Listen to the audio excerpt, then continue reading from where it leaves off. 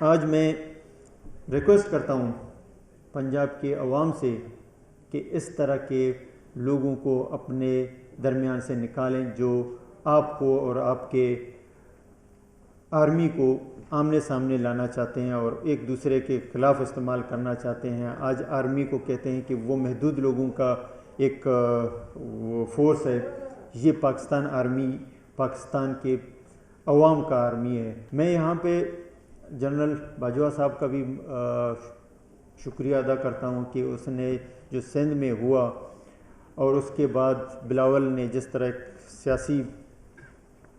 Party کا chairman ہوتے ہوئے اس نے آرمی چیف کو کہا کہ اگر اس طرح کے کوئی انسیڈنٹ ہوا ہے تو اس کی آپ انکوائری کریں، اور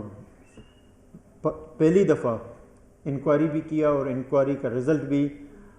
ہفتوں کے اندر دے کر انہوں نے کہا جو بھی اس میں انوالو تھا ہم ان کے خلاف کارروائی کریں گے۔